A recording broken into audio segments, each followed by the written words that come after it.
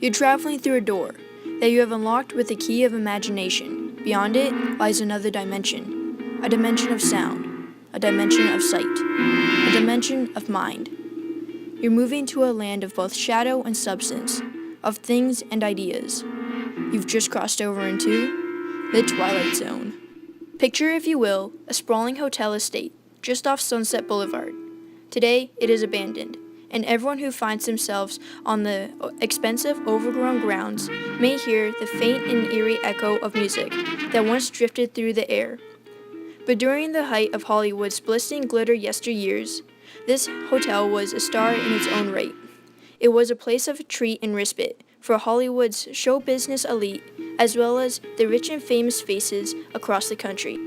It was on the night of October 31st, 1939, that 5 individuals met with a mysterious fate. The 5 individuals who stepped through the doors of an elevator and into a nightmare that caused the doors of Hollywood Tower Hotel to close forever. Tonight, those doors are opening again, and this time they are opening for you. For you are about to take the strangest journey of your life. The destination unknown, but this much is clear. A reservation has been made in your name for an extended stay.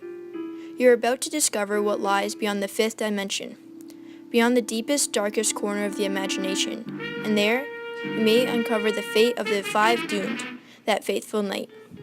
Your bags are checked, and there is an express elevator waiting to take you to the Twilight Zone.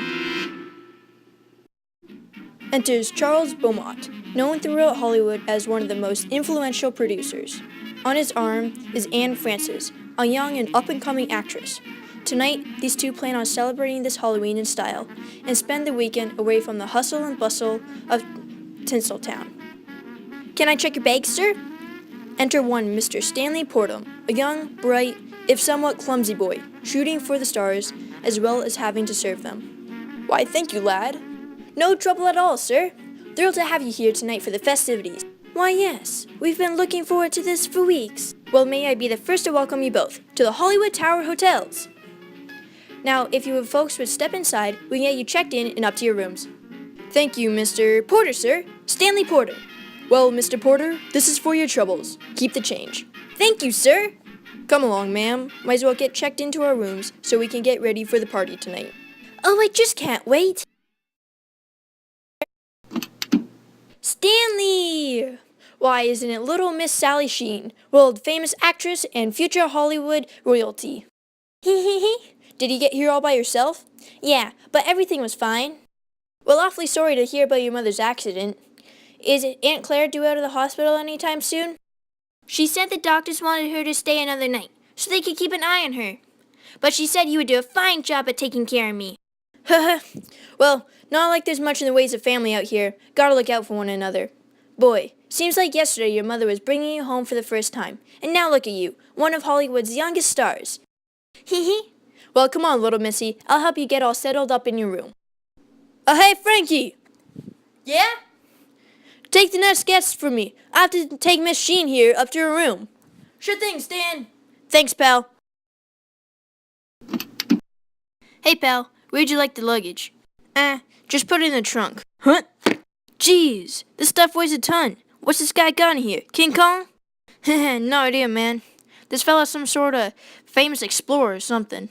Had a smaller crate with him when he got here. Still has it as far as I know. So where is he now? Said he was going to check in. You might find him in the lobby. Thanks, pal. Hey, Jess. Did a guy walk in here to check in? The cabbie said he had a small crate with him. Oh, yes. He left a moment ago. I suggested he wait in the lobby until his bags were ready. Odd sort of man. Very curt. When I asked if he wanted to leave the box he had with him with the rest of his luggage, he gave me a rather piercing glare and headed for the library. Hightower, I believe his name was. Thanks, Jess. I'll see if I can find him. Excuse me, Mr. Hightower. Yes, what do you want? Well, sir, your bags have been checked and your room is ready. Excellent. It's about time. Come. You know, I must say this hotel possesses a rather considerable collection of antiquities. Well, thank you, sir. Some of these pieces have been donated by private, of course. It's rather quaint to the collection I've amassed in New York. I had to build a place large enough to keep it all. Well, if you'll follow me, sir, I can show you to your room. Would you like me to take that crate with the rest of your... Absolutely not! Under no circumstances shall this box leave my possession while I'm here. Sorry, sir. I didn't mean no offense. If you'll just follow me. Who is it? It's me, Stanley. Oh, just a second. And how does Madame Sheen like the room? There's dust and dirt everywhere, and the water barely trickles in the shower. Well, hopefully this will make up for it. What a pretty doll! Yes, ma'am. And this one's new, too. Talks and everything. They have them down in the gift shop. How come there's so many people at the hotel tonight, Stanley? Well, tonight's the night of the annual Halloween bash up in the Tip Top Club. Folks come from all around to celebrate the holidays here. And tonight's extra special because of some unveiling from some hotshot explorer. Ooh, that sounds so exciting. I want to go up to the Tip Top Club to see. Sorry, hun. You're just too young. Besides, I could get in enough trouble just bringing you up even if we weren't entertaining. But Stanley, I want to go see the party. Sorry, kid. Just can't do it. Look, I have to get back to the front desk. I'll be back in a little bit to check on you. Besides, you have a new friend to keep you company now. Yeah, all right. See you in a bit, Stanley. Go on and give one more round of applause for Anthony Fremont and his performance of It's a Good Life.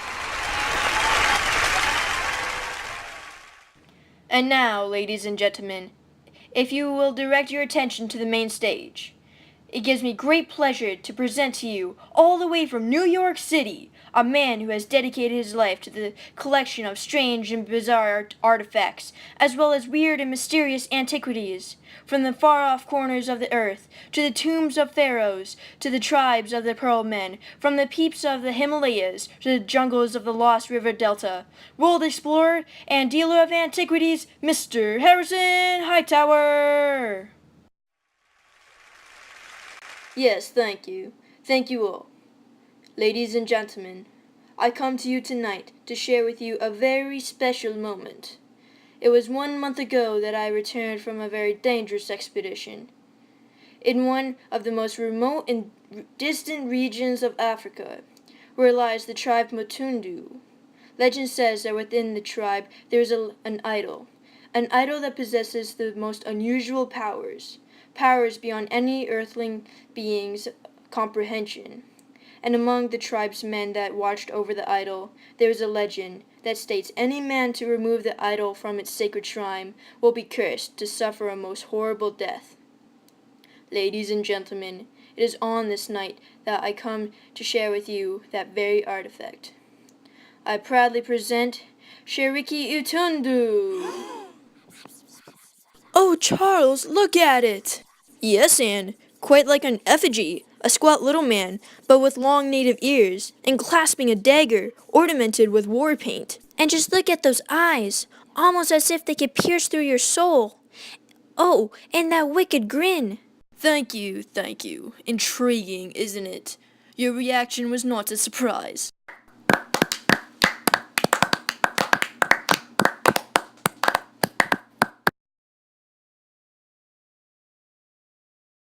Mr. Hightower, Charles Beaumont. Pleasure, Mr. Beaumont. And who is this lovely creature? Anne Francis. Delighted, my dear. Quite an impression you made with your speech there, Mr. Hightower, myself included. Is that right, Mr. Beaumont? Tell me, are you a purveyor of foreign antiquities? I've seen my share of foreign locales. I travel to most of the locations my pictures are attached to, and in doing so, I observe quite a bit of local culture. Ha! Curious fairy tales and shamed legend, generations of savage tripe and evil magic. That's what you call culture? I must say, Mr. Beaumont, for a man as civilized as yourself, I would have expected more. Now see here, Hightower! Charles, behave yourself. Don't let this spoil the evening. Yes, Mr. Beaumont, do enjoy yourself. We wouldn't want dear Sheriki Otundu to spoil the evening. Sally, it's me, Stan. Hi, Stan. Come on, Sally. You aren't still sad because I wouldn't take you up to the party, are you? I suppose not, but we're just so lonely and bored in here all by ourselves. We? Oh, the doll, right. Her name is Tina. Well, maybe you and Tina won't be bored so much longer. The party upstairs is dying down, and my shift's almost over. Once it's over, maybe I can come and bring you down to the library so we can get you something to read. Please, Stanley, can you take me up to see the party? You said yourself, it's almost over. Sally, I could get in a lot of trouble. Please, Stanley. It'll only be quick. I only want to see what it looks like. Oh, all right. But we have to be quick so that nobody sees us. Deal. All right, kiddo, let's go. Quick, Sally. Down this hall to the elevator. Make sure no one sees you. Good evening, Mr. Beaumont and Mrs. Francis. Aren't you the bellhop who unloaded our bags this morning? Yes, double shift tonight, I'm afraid. Got me running the elevator as well. Well, good for you, son. Nice to see some people in this world working hard and making an honest effort. Charles, be nice. I say, hold the door. Ah, speak of the devil. 5th floor, if you will. You again. Look, Hightower, we just want to get back to our room. Let's say we play nice for the ride there, all right? What's that in your hand, mister? What? Oh, nothing of your concern, little girl. And I would ask that you please refrain from touching my jacket with your sticky hands. Now look here, sir. Show more courtesy to Miss Sheen here. Who the devil do you think you are addressing me in such a tone? Do you know who I am? No? Well, son, you're addressing to Harrison Hightower, famous world exploiter and stealer of antiquities. Look here, Beaumont, I've never stolen anything from any of my expeditions.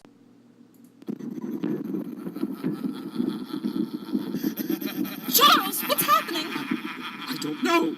Hightower, what have you done? I have no... It's laughing, and its eyes, they're burning like flaming emeralds. It can't be!